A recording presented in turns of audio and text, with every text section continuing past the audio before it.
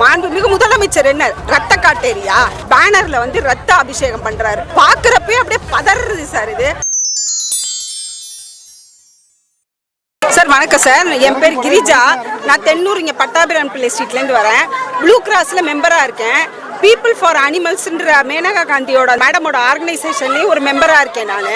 இப்போ 23ஆம் தேதி ஜனநாயகன் படம் ரிலீஸ் அப்போ பார்த்தீங்கன்னா கோழியை வந்து நடுரோட்டில் டிவிகே சேர்ந்த நபர் வந்து கோழியை நடுரோட்டில் வச்சு ஸ்கோரிங் பிளேடு பேப்பர் வெட்டுற பிளேடை கத்தியை வச்சு கோழியோட தலையை அறுத்து அதோட ரத்தத்தை வந்து முதலமைச்சர் மாண்புமிகு விஜய் அவர்களோட பேனர்ல வந்து ரத்த அபிஷேகம் பண்றாரு. பாக்குறப்பே அப்படியே பதறது சார். இது நம்ம வந்து உணவுக்காக அறுக்கிறோம், கோழி ஆடெல்லாம் அறுக்காம இல்ல, உணவுக்காக அறுக்கிறோம்.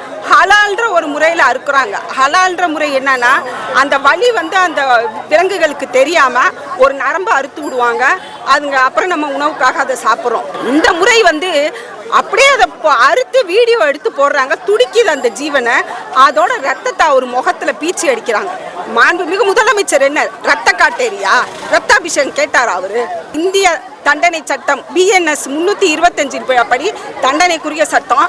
அவரு மேல FIR போட்டு அவர் அரெஸ்ட் பண்ணணும்னு சொல்லி மனு கொடுக்கறதுக்கு வந்திருக்கேன் சார்.